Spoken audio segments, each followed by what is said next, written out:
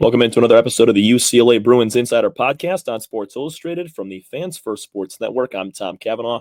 You can follow me at TCAV30 on Twitter/X and follow our insider pages at UCLA Insider on SI. Today we're going to be talking men's basketball. Huge win for the Bruins, taking down number 12 Oregon on a bank shot three-pointer with just 0.4 seconds left. Dylan Andrews, the hero, Eric Daly Jr., the leading scorer, and the Bruins are once again inside the top 25. The latest AP rankings came out this week, and they are ranked 24th overall. Starting the year, the Bruins were 22nd. They fell in their second game of the year to New Mexico.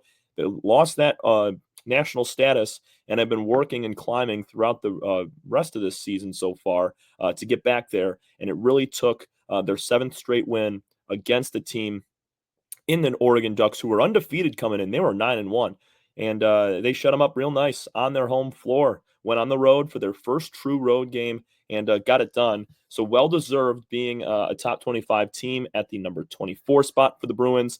And we'll see how that number can either, disappear once again, or it can continue to tick down lower as the ranking gets higher for this Bruins team due to what they're going to be doing over their next couple of games.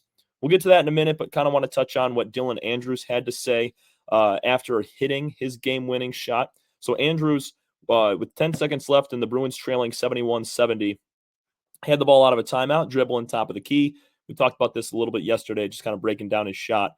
Slipped immediately, kept his dribble somehow, regained back to his feet, went to the other wing, took a step-back three-pointer on Nate Biddle, who was the 7-foot senior center for the Ducks, the tallest guy on the floor, wingspan like Tayshaun Prince, and somehow got the shot over top of the hand of Biddle, and it banked in. It was a good shot, but also a lucky shot being able to hit the bank like that. Because I don't think Andrews was going for the bank, but we'll take it any day of the week, as he probably saying. But just kind of breaking down a quote from what he had to say. It's funny, the shot wasn't meant for Andrews to take it himself from the top. He said, "The last shot wasn't even for me. I just wanted to get the ball in, and the play was actually for Lazar Stefanovic or Tyler Bilodeau. We thought that they were going to place me, and then so I was going to be able to get a pick and pop or another screen, was going to set up one for Bilodeau or Lazar, comes off three ball, but then they ended up switching everything, so I had the five-man, who's Biddle, on me, and we didn't have that much time, so just the main thing was to get a shot off." Boy, did he get a shot off. I mean, he hit it. Andrews talked about, once he understood that the play was broken, which happens a lot in final shots, even coming out of a timeout. There's a lot of times when you're coming out of the timeout, you're expecting the defense to do one thing and they do the complete opposite, and it completely ruins your play. Now take it into the ball handler's hand to either dish it off, find the open man, or take it himself and get the job done. So Andrews had this to say as well, talking about when he realized that he was the one having to take the shot. He said, "I wanted to get to his hip," talking about Biddle, the defender, and try to get to the basket, maybe get a foul or anything like that. But he was playing so far back that when I took the dribble, he went so far back, it was an easy shot for me to get off. And I see the ball trailing. During those times, you see the ball in slow motion and you see it going towards the backboard. And so the rest is history. That's pretty much really what happened. I didn't think there was a ton of separation between Andrews and Biddle, but when he took that first hard step, Nate did take a step back and kind of hesitate. And when his body went back just a tad, that gave Andrews enough time to redirect his momentum backwards on the step back, create just enough space to get his hand and the ball over top of Biddle's hand as well, which, you look at that matchup. Andrews, he's not the tallest guy. I think about 6'4", 6'5", going up against a 7-footer, and you're able to get a shot off like that. You got to create at least some separation, and Andrews did just that, and he hit an absolute dagger with 0.4 seconds, as I mentioned. The Ducks just heaved it in, tried to do a Hail Mary, catch and shoot down in the paint, and that was broken up by junior forward Tyler Bilodeau, and the Bruins went on to win, earning that 24th ranking, and it's only going to get tougher from here on out for this team. Now, it's weird, when you were looking at this schedule at the beginning of the year, you had Oregon wasn't ranked. You had Arizona ranked, North Carolina was ranked, and Gonzaga as well. So before the Bruins get back into Big Ten play, they're going to take a 4-game hiatus. They're going to play one tune-up game, if you will, and then 3 absolute dominant historical programs.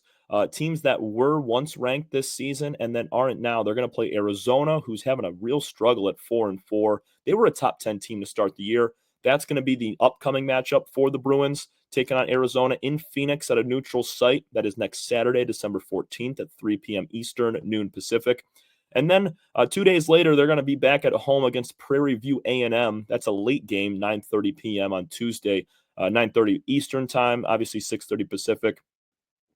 So if the Bruins are able to get out of Arizona, get a big win, they'll go on to Prairie View, hopefully play well and handle business at home. And then they're going to play 2 more neutral site games that span the rest of December heading into the next calendar year. So December 21st, that is the following Saturday, 2 Saturdays from now, the Bruins are going to play North Carolina.